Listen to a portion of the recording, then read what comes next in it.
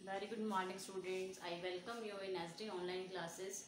Yes, students, today we shall discuss on process of delegation. इससे पहले previous lecture में हमने डिस्कस किया था elements of delegations. Elements of delegations क्या थे? यही सेम थे, बट उसमें हमने मीनिंग क्लियर किया था।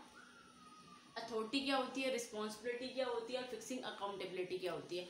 अब प्रोसेस क्या होती है? जो प्रोसेस होती है वो होती है फर्स्टली असाइनिंग रिस्पॉन्सिबिलिटी। हम किसी के ऊपर रिस्पॉन्सिबिलिटी डालते हैं, रिस्पॉन्सिबिलिटी को फुलफिल कराने के लिए हम उसको क्या देते हैं, अथॉरिटी ग्रांट करते हैं। उसको कुछ राइट्स, कुछ पावर्स असाइन किए जाते हैं।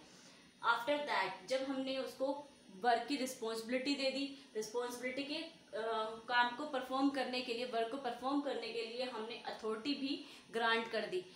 जब आप किसी पर्सन को काम करने की अथॉरिटी देते हो, पावर देते हो, तो उसके साथ उससे क्या एक्सपेक्ट करते हो कि वो उस वर्क के लिए क्या हो, डेडिकेटेड हो। डेलीगेशन मीन्स आप किसी को काम दे रहे हो, सौंप रहे हो, तो डेलीगेशन के साथ साथ आप डेडिकेशन की एक्सपेक्टेशंस करते हो। ओके, तो जो एक्सपेक्टेशंस करते हो उसके अकॉर्डिंग उस पर्सन की क्या होती है, फिक्सिंग अकाउंटेबिलिटी। जिस पर्सन को भी आप वर्क असाइन कर रहे हो उसके साथ साथ उसको अथॉरिटी भी दे रहे हो, पावर भी दे रहे हो। जब आपने डिसीजन मेकिंग के लिए भी उसे पावर दे दी, एक टॉप लेवल मैनेजमेंट है, उसने लोअर लेवल मैनेजमेंट क्रिएट कर दी गिवन अथॉरिटी। क्या देखिए, उसके साथ रिस्पॉन्सिबिलिटी के साथ अथॉरिटी देखिए, उसने लोअर लेवल मैनेजमेंट क्रिएट कर दी। अब लोअर लेवल मैनेजमेंट भी अपनी डिसीजन मेकिंग प्रोवाइड कर सकती है। ओके, तो इस रीजन से अब क्या क्रिएट होती है, हमारी fixing accountability. Fixing accountability means जो वर्क हमने उसको असाइन किया है, जो हमने उसको वर्क असाइन किया उसके अकॉर्डिंग वो उसके लिए आंसरेबल होगा। अकाउंटेबिलिटी होती है जो वर्क हमने उसको असाइन किया वो उसके लिए आंसरेबल होगा। अगर वो चीज़ गलत होती है तो उसके लिए वो पनिशेबल होगा या उसके लिए वो उसको पे करेगा। ओके, तो आज हम इसके बारे में डिस्कस करते हैं, असाइनिंग रिस्पॉन्सिबिलिटी। रिस्पॉन्सिबिलिटी क्या होती है, refers to work assign to subordinates. इसमें क्या होते हैं, जो एक मैनेजर होता है, मैंने आपको पहले भी बताया था, एक मैनेजर होता है, मैनेजर के पास हाई वर्कलोड होता है। इस रीजन से वो अपने अंडर कुछ सबऑर्डिनेट्स को अपॉइंट करता है और उनको काम के साथ, सबऑर्डिनेट तभी खुश होंगे जब हम उनको रिस्पॉन्सिबिलिटी के साथ साथ काम करने के लिए पावर और राइट्स भी प्रोवाइड करेंगे। पावर राइट्स क्या, अगर हमने ये उनको बोल दिया कि आपको एक्स्ट्रा सेल करनी है, तो एक्स्ट्रा सेल के लिए हमने उसको एडवर्टाइजमेंट पे कितना एक्सपेंस करना है, मार्केटिंग पे कितना एक्सपेंस करना है, उस सब के लिए हमने उसको पावर्स दी हैं। तो रिसोर्सेज कहाँ से अरेंज करने हैं, कितने रुपीज़ के लिए हमने उसको टारगेट देना है, तो वो सब चीज़ हम उसे असाइन करते हैं। तो assigning responsibility refers to work assign to subordinates. Responsibility का तो मतलब ये होता है उसके ऊपर वो काम डालना कि आपको ये वर्क करना है। Refers to work assign to subordinate. Okay, हमने अपने सबऑर्डिनेट को अपना वर्क असाइन कर दिया। Level management, top level management chief manager ने परचेज मैनेजर को दिया, परचेज मैनेजर ने अपने सबऑर्डिनेट्स को वर्क डिवाइड कर दिया with authority. Next one, capability and skills. क्या होनी चाहिए, देखिए जब भी एक मैनेजर अपने सबऑर्डिनेट को अपॉइंट करता है तो उसके माइंड में बिजनेस के ऑब्जेक्टिव, जो मेन ऑब्जेक्टिव है उसको अचीव करने का माइंड में एक टारगेट होना चाहिए। उससे रिलेटेड उसको अपनी जो क्या है, वो एक परचेज मैनेजर है, तो परचेज मैनेजर के माइंड में क्या है, मुझे इस टाइप के सबऑर्डिनेट को अपॉइंट करना है जो मेरी एक्टिविटीज को फुलफिल करेगा। उससे रिलेटेड कैपेबिलिटी होनी चाहिए, स्किल होनी चाहिए। ओके, तो क्या होनी चाहिए, उसको हमारे माइंड में सेट होना चाहिए, किसके माइंड में, जो टॉप लेवल मैनेजमेंट के माइंड में सेट होना चाहिए, हमारा सबऑर्डिनेट कैसे होना चाहिए, कैसे कैपेबल होना चाहिए, क्या स्किल्स होनी चाहिए उसकी। ओके, तो हम बात करते हैं, एक एग्जांपल लेते हैं। एक फाइनेंस मैनेजर है। ओके, फाइनेंस मैनेजर है, फाइनेंस मैनेजर को बहुत सारे काम करने होते हैं। ये नहीं है कि एक फाइनेंस मैनेजर का काम सिर्फ फाइनेंस को अरेंज कराना है। ओके, तो फाइनेंस मैनेजर के पास हाई वर्कलोड है, तो उस रीजन से वो क्या करता है, अपने वर्क को, होल वर्क को डिवाइड कर देता है in small parts with use of subordinate. अपने सबऑर्डिनेट्स के साथ उसका यूज करके क्या करता है, अपने वर्क को डिवाइड कर देता है, डिवीजन कर देता है। तो a finance manager keep the job of financing himself. क्या करता है, फाइनेंस मैनेजर कहता है जो फाइनेंस से रिलेटेड वर्क है वो तो मैं कर लूंगा। ओके, उसमें और भी बहुत काम होते हैं, डाटा कलेक्ट करना, अकाउंटिंग करना, रिकॉर्ड करना, बुक कीपिंग करना, ये सारे वर्क उसने किसको असाइन कर दिया, अपने सबऑर्डिनेट से विद अथॉरिटी। किसके साथ, उसके साथ उसको अथॉरिटी भी दी है, पावर्स भी दिया, राइट्स भी प्रोवाइड करे। ओके, तो एक finance manager keep the job of financing himself, finance की जॉब तो वो खुद करेगा, उससे रिलेटेड जो भी rest of the jobs like accounting, data collection give to subordinates, किसको दे देता है वो अपने सबऑर्डिनेट्स को विद अथॉरिटी। ठीक है, रिस्पॉन्सिबिलिटी तभी फुलफिल होगी जब हम उसको अथॉरिटी देंगे। तो क्या है, अब हमने क्या दिया उसको, रिस्पॉन्सिबिलिटी के साथ साथ उसको काम करने के लिए हमने पावर्स भी दी हैं। ओके, तो लाइक उसको हमें टारगेट दिया है कि आपको किस बाउंड्री में डाटा कलेक्ट करना है और किस वे से कलेक्ट करना है, कितना बजट होना चाहिए, सब हमने उसको एक असाइन करके दे दिया। क्लियर है, तो रिस्पॉन्सिबिलिटी आपको समझ होगी, एक्सपेक्ट करती हूँ मैं कि आपको रिस्पॉन्सिबिलिटी समझ आ गया होगा। रिस्पॉन्सिबिलिटी क्या होता है, किसी के ऊपर काम करने की जिम्मेदारी को डालना कि आपको ये वर्क फुलफिल करके देना है टिल डेट, टिल टाइम, जो भी हमारा टाइम एक होता है, टारगेट टाइम होता है। ओके, उसके साथ वो उस चीज़ के लिए रिस्पॉन्सिबल तभी होगा जब आपने उसको अथॉरिटी दी होगी काम करने के लिए, पावर। लाइक कि आप उसको काम तो दे रहे लेकिन उससे ज़्यादा पावर नहीं दे रहे, उसको हम कह रहे हैं मटेरियल खरीद रहे हैं लेकिन हम उसको ये नहीं बता रहे कितने रुपीज़ तक आपको मटेरियल खरीदना है, क्योंकि क्या है, जब तक हम उसको थोड़ा लीनियंट नहीं करेंगे, अगर हम उसको थोड़ा सा लीनियंट बनाएंगे, लाइक हमने उसको पावर्स दे दी तो वो लीनियंट हो गया, तो वो डिसीजन मेकिंग के लिए क्या है, फ्री है। ओके, तो इस रीजन से उसका जो काम होगा वो ज़्यादा इफेक्टिवली होगा। नेक्स्ट वन, ग्रांटिंग अथॉरिटी क्या कहता है, ग्रांटिंग अथॉरिटी हमें बताता है कि रिस्पॉन्सिबिलिटी के साथ अथॉरिटीज को ग्रांट करना, किसको, सबऑर्डिनेट्स को। तो powers and rights to use financial material and human resource, ठीक है, किससे रिलेटेड पावर, पावर और राइट्स यूज फाइनेंशियल रिसोर्सेज का किस वे से यूज करना है, क्या लिमिट है आपकी, लाइक आपको क्रेडिट सेल करनी है तो हमने क्या कहा कि आपको राइट आप क्रेडिट सेल करो, बट किस बाउंड्री तक, आपको 10 लाख तक की ही लिमिट है कि आप 10 लाख तक ही क्रेडिट कर सकते हो। कितनी लिमिट है आपकी, 10 लाख तक ही आप क्रेडिट सेल कर सकते हो। तो ये एक तरह से क्या हो गया, हमने आपको अथॉरिटी दे दी, तो अब कहाँ तक बाउंड हो, आप 10 लाख, अप टू 10 लाख तक बाउंड हो, उससे आगे आप क्रेडिट सेल नहीं करोगे तो आप उसके लिए अकाउंटेबल।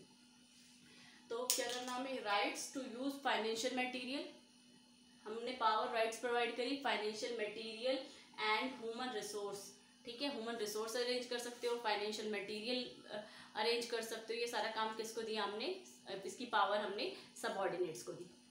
लाइक क्या था, हमारा चीफ मैनेजर था, अब चीफ मैनेजर ने अपना वर्कलोड कम करने के लिए किस पे डाल दिया, परचेज मैनेजर, परचेज मैनेजर को अथॉरिटी दी, चीफ मैनेजर ने किसको अथॉरिटी दी, परचेज मैनेजर को अथॉरिटी, इसने किसने, जो इसने परचेज मैनेजर ने किसको अथॉरिटी दी, परचेज मैनेजर ने अथॉरिटी असाइन करी अपने सबऑर्डिनेट्स को। ठीक है, तो परचेज मैनेजर का काम क्या होता है, परचेज रिलेटेड वो मतलब हमारी फैक्ट्री में, एंटरप्राइजेज में जितना भी प्रोडक्शन के लिए हम गुड्स परचेज कर रहे हैं या कोई और मटेरियल परचेज कर रहे हैं, वो सारी परचेज एक्टिविटी में आती है।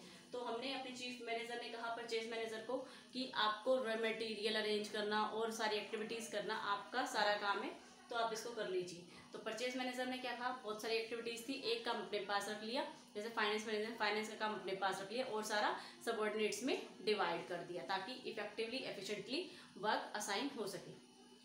तो परचेज मैनेजर ने अथॉरिटी के साथ साथ अपने वर्क किसको दे दिया, सबऑर्डिनेट को। क्या वर्क दिया अपने सबऑर्डिनेट को, लाइक रॉ मटेरियल परचेज करना, स्टॉकिंग इन्वेंट्री, इन्वेंट्री को स्टॉक करना, division of work. Okay, raw material purchase करना, stocking, inventory, division of work. ठीक है, ये सारा काम किसको असाइन किया हमने, ये सारा वर्क हमने किसको असाइन किया, अपने सबऑर्डिनेट्स को। रॉ मटेरियल परचेज करना, स्टॉकिंग, इन्वेंट्री कितना स्टॉक होना चाहिए, डिवीजन ऑफ वर्क, ये सारा हमने उनको डिवाइड कर दिया। अब उसके साथ साथ जब हम उनको रिस्पॉन्सिबिलिटी के साथ साथ अथॉरिटी भी दे रहे हैं तो इट मीन्स क्या उसकी ड्यूटी बनती है, उसकी ड्यूटी बनती है कि वो अपने काम के लिए जवाबदेही हो, आंसरेबल हो। अगर उससे कोई भी मिस्टेक हो जाती है, जब हमने उसको बाउंड्री बता दी, उसका लीनियंट वे बता दी, किस वे से आपको काम करना है, उसको अथॉरिटी दे दी, रिस्पॉन्सिबिलिटी दे दी, उसके साथ साथ उसकी क्या बनती है, अकाउंटेबिलिटी। तो अकाउंटेबिलिटी कहते हैं फिक्सिंग अकाउंटेबिलिटी, हमने ये कह दिया कि ये काम इस तरह से करना है और हम आपकी अकाउंटेबिलिटी फिक्स कर रहे हैं, अगर ये काम इतना परफेक्ट होगा तो ठीक है, अगर परफेक्ट नहीं होगा तो आप पनिशेबल हो इस चीज़ के। तो like obligations to carry out assigned task, obligations हमारी दायित्व है, ऑब्लिगेशन मीन्स हमारा दायित्व है इस वर्क को परफॉर्म करना, obligations to carry out assigned task, जो हमें टास्क दी गई है उसको कंप्लीट करना हमारी ऑब्लिगेशंस है। ओके, लाइक क्या होता है, example, every subordinate is just accountable. जितने भी सबऑर्डिनेट को हम अपॉइंट करते हैं वो क्या है, अकाउंटेबल है किसको, अपने सुपीरियर को जवाब देने की। और जो सुपीरियर है वो किसको जवाब देने के लिए अकाउंटेबल है, सुपीरियर अपने टॉप लेवल मैनेजमेंट को जवाब देने के लिए अकाउंटेंट है। तो जो इसमें upward to low to upward होती है। ओके, तो हम जिसकी बात करते हैं fixing accountability, obligations to carry out assign task, जो हमारी टास्क है उसकी ऑब्लिगेशंस डिसाइड करना कि ये आपकी क्या है, रिस्पॉन्सिबिलिटी के साथ साथ आपकी ऑब्लिगेशंस, आपका दायित्व बनता है कि आपको ये वर्क इस वे से, आपको जिस वे से असाइन किया गया उसी वे से ये फुलफिल होना चाहिए, कंप्लीट होना चाहिए, जितने टाइमिंग में दिया गया है, जितनी कॉस्ट इफेक्टिवली कॉस्ट बताई गई है, बाउंड्री बताई गई है, रूल्स रेगुलेशन बताए गए हैं, उसके अकॉर्डिंग ये क्या होना चाहिए, इफेक्टिवली डन होना चाहिए। ओके, तो like example, every subordinate is just accountable. जितने भी सबऑर्डिनेट्स को हमने अपॉइंट करा है वो किसके लिए अकाउंटेबल है, सबऑर्डिनेट अपने सुपीरियर को अकाउंटेबल होगा और जो सुपीरियर वो अपने टॉप लेवल मैनेजमेंट को अकाउंटेबल होगा। इस वजह से हमारी वर्क की प्रोसेस डन होती है। ओके, तो लाइक हम कह सकते हैं, तो to that officer is just accountable to that officer, अपने ऑफिसर्स को सारे अकाउंटेबल, जितने भी सबऑर्डिनेट्स है वो किसके अकाउंटेबल है, अपने सुपीरियर, अपने ऑफिसर्स को जवाब देंगे। ओके, उसके बाद who delegate authority for the fulfilment of job. ठीक है, who delegate authority for the fulfilment of job, क्योंकि उन्हें क्या किया था, अपने वर्क को परफॉर्म करने के लिए, फुलफिल करने के लिए हमने अथॉरिटी प्रोवाइड कर दी। रिस्पॉन्सिबिलिटी के साथ साथ हमने अथॉरिटी प्रोवाइड करी। अथॉरिटी और रिस्पॉन्सिबिलिटी मिलके अकाउंटेबिलिटी क्रिएट करते हैं। ओके, तो हमने इसमें किसके बारे में बात करी, assigning responsibility, granting authority, fixing accountability. जब रिस्पॉन्सिबिलिटी डालते हैं तो उसके साथ हमें अथॉरिटी असाइन करनी होती है। अथॉरिटी को जब अथॉरिटी और रिस्पॉन्सिबिलिटी असाइन होती है तो उसके लिए पर्सन क्या होता है, अकाउंटेबल। कभी भी अकाउंटेबल अकेला वर्क नहीं करता, ऐसे रिस्पॉन्सिबिलिटी अथॉरिटी के बिना काम नहीं कर सकती और अकाउंटेबल इन दोनों के बिना काम नहीं कर सकता। ओके, जब रिस्पॉन्सिबिलिटी दे रहे हो, रिस्पॉन्सिबिलिटी के साथ आप अथॉरिटी पे साइन कर रहे हो तो उसके साथ आपको उस पर्सन से अकाउंटेबिलिटी भी क्रिएट हो जाएगी। उस पर्सन से आप जवाब लोगे काम इफेक्टिवली हुआ है या नहीं हुआ जो आपने असाइन किया था। ओके, यस स्टूडेंट्स, अब हम बात करने वाले हैं importance of delegations. Importance of delegations की इम्पोर्टेंस क्या है। देखिए, जब आपने डेलीगेशंस का मीनिंग क्लियर कर दिया, जो हमने वर्क डेलीगेशन किया, डेलीगेशंस किससे क्रिएट होता है, डेलीगेशन 3 वर्ड से क्रिएट होता है, authority, responsibility and accountability. Okay, तो इस वे से आपको क्या करना है, अपने वर्क को डेलीगेट करना है। इस वे से, इस प्रोसेस से आपको वर्क परफॉर्म कराना है। उस वर्क को जब हम परफॉर्म कराते हैं तो हमारा रिजल्ट क्या अचीव होता है, लाइक हमें क्या इंपॉर्टेंस क्रिएट होती है। तो first one, effective management. Effective management तो होगी, देखिए क्या होता है, एक पर्सन अगर एक पर्सन होल वर्क को करेगा तो उसमें कहीं ना कहीं मिस्टेक होने की चांसेस है। अगर हम उसका स्पेशलाइजेशन क्रिएट कर दे, उसको डिवीजन ऑफ वर्क में डिवाइड कर दे, मैंने डिवीजन ऑफ वर्क में डिवाइड कर दे, तो उससे रिलेटेड प्रॉपर वर्क होगा। एक तो डिफरेंट डिफरेंट एक्टिविटीज़ में डिवाइड हो जाएगा। डिफरेंट डिफरेंट एक्टिविटीज़ में डिवाइड होने के बाद उससे स्पेशलाइज पर्सन को हम अपॉइंट करेंगे, वो उससे रिलेटेड वर्किंग करेगा और सारे किससे रिलेटेड काम करेंगे, अपने ऑब्जेक्टिव को अचीव करने से रिलेटेड वर्किंग करेंगे। तो मैनेजमेंट क्या होगी, अपने आप ही इफेक्टिव होगी। तो यहाँ पर क्या करता है, एक मैनेजर अपने कुछ सबऑर्डिनेट्स को अपॉइंट करता है और उनमें वर्क को का डिवीजन कर देता है और उसके साथ साथ रिस्पॉन्सिबिलिटी के साथ साथ उनको अथॉरिटी भी असाइन करता है। लाइक जैसे वो डिसीजन मेकिंग ले सकते हैं तो इस टाइप की अथॉरिटी असाइन करते हैं। जो भी उससे रिलेटेड वर्क होता है, जो भी उसको वर्क असाइन किया जा रहा है उससे रिलेटेड उसको पावर्स देना, राइट देना। अगर उससे रिलेटेड कहीं पर भी आपको डिसीजन मेकिंग करनी पड़े तो आप इजीली ले सकते हो। तो हमारी क्या होगी, उससे मैनेजमेंट इफेक्टिव होती है। ओके, तो हमारी मैनेजमेंट क्या है, lenient है, इजी टास्क परफॉर्म करवाती है। तो इस रीज़न से तो जो हमारा ऑब्जेक्टिव होगा वो इजीली अचीव हो जाएगा।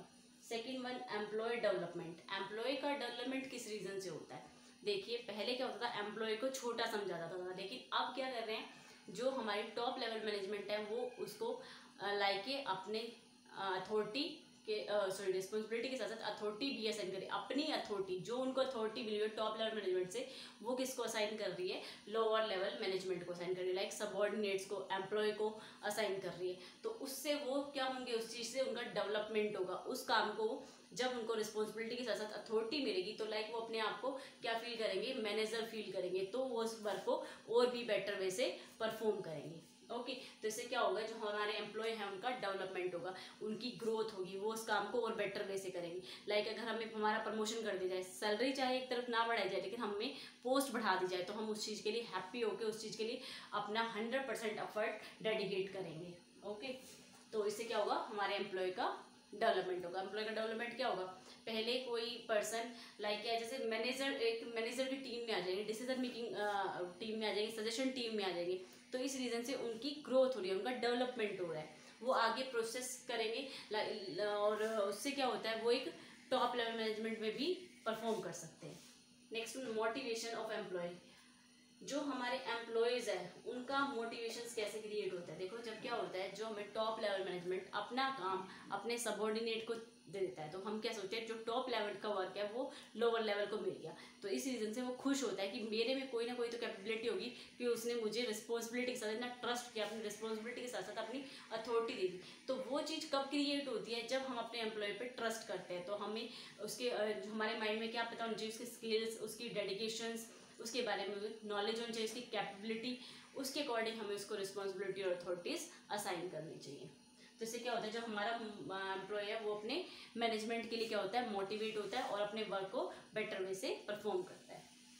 नेक्स्ट वन क्या है, फैसिलिटेशन ऑफ ग्रोथ, किस तरह से हम और लाइक जो भी है अथॉरिटी, रिस्पॉन्सिबिलिटी, अकाउंटेबिलिटी, इन तीनों से वर्क तो बेटर वे से परफॉर्म होता ही होता है, उसके साथ साथ वो हमें ग्रोथ की फैसिलिटी भी प्रोवाइड करते हैं, फैसिलिटेशन ऑफ ग्रोथ। जैसे ग्रोथ कैसे होती है, लाइक जैसे क्या है, लोअर लेवल मैनेजमेंट उनको डिसीजन मेकिंग लेने आ गई, तो वो अपनी नॉलेज इंक्रीज करके या अपने थोड़ा सा एक्सपर्ट होके अपने एक्सपीरियंस के थ्रू टॉप लेवल मैनेजमेंट में भी जॉब के लिए अप्लाई कर सकते हैं, ये उनको एक अपॉर्चुनिटी मिलती है, तो उससे उनकी क्या होती है, ग्रोथ होती है।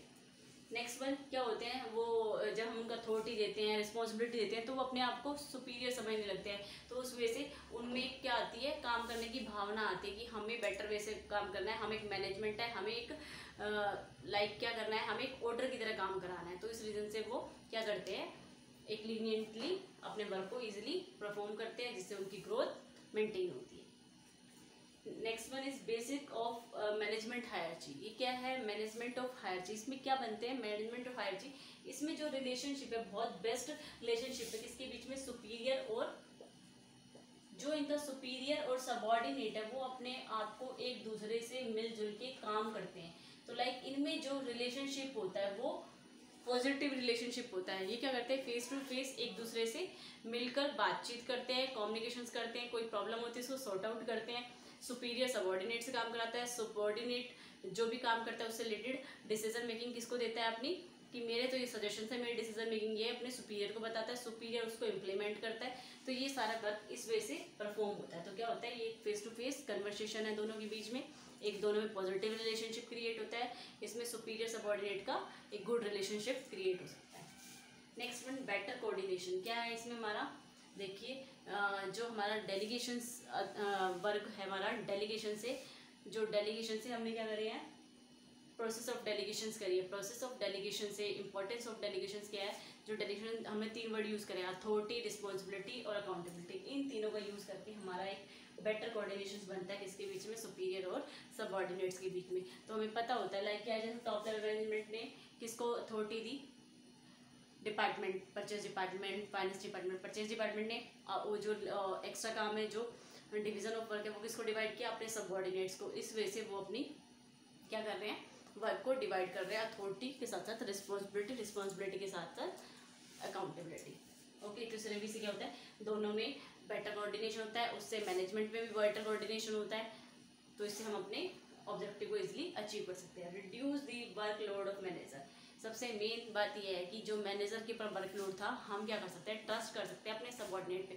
जब हम डिवीजन ऑफ वर्क को डिवाइड करते हैं, उसके अंदर हम रिस्पॉन्सिबिलिटी भी डिवाइड कर देते हैं, अथॉरिटी भी, तो एक सेटअप तो हम ही करके देते हैं कि आपको ये काम करना है, इस वजह से करना है, उनको ट्रेनिंग करना, उनका डेवलपमेंट करना, सब हमारा वर्क है। तो ये सब टॉप लेवल मैनेजमेंट डिसाइड करके सिर्फ उनसे काम कराना है। काम जब वो करेंगे, एक तो उनको अथॉरिटी मिल गई, रिस्पॉन्सिबिलिटी मिल गई, उसके साथ अपनी बाउंड्री में बहुत अच्छे से इफेक्टिवली वर्क को करते हैं। तो क्लियर है। तो आज हमने क्या क्लियर किया, प्रोसेस ऑफ डेलीगेशंस, वही प्रोसेस है अथॉरिटी, डेलीगेशंस। और पहले जो इससे प्रीवियस लेक्चर में मैंने क्लियर किया, तब भी मैंने आपको ये बताया था कि अथॉरिटी क्या होती है, रिस्पॉन्सिबिलिटी क्या होती है, अकाउंटेबिलिटी क्या होती है। कोई भी टास्क मुझे दी जा रही है, फर्स्टली क्या कि आपके जैसे +1 क्लास है, तो आपकी कोई भी रिस्पॉन्सिबिलिटी दी गई है, लाइक क्या मुझे इंचार्ज बनाया गया, तो मेरी रिस्पॉन्सिबिलिटी है कि मैं सब आपसे रिलेटेड जो भी डाटा है, जैसे मैंने अभी आपको गूगल फॉर्म सबमिट सेंड किया है, तो उससे रिलेटेड उसको फुलफिल कराना किसकी रिस्पॉन्सिबिलिटी है, मेरी, उसकी मुझे अथॉरिटी दी गई है। अथॉरिटी के साथ साथ अब किसकी अकाउंटेबिलिटी बनती है, मेरी अकाउंटेबिलिटी बनती है कि मैं उस चीज़ को परफेक्ट वे से परफॉर्म करवाऊँ। ओके, तो ये आपका टॉपिक था, क्लियर है। तो ये आपका टॉपिक था, कौन सा टॉपिक था आपका, प्रोसेस ऑफ डेलीगेशंस। तो इस रीजन से हम ये क्या करते हैं, इंपॉर्टेंस को कवर कर लिया। तो जो ये आपका डेलीगेशंस का टॉपिक था, ये आपका फिनिश हो गया। अब हमारा डिसेंट्रलाइजेशन का टॉपिक स्टार्ट होएगा। तो आपको ये लर्न क्या करना है, होमवर्क है आपका, learn complete part of delegations.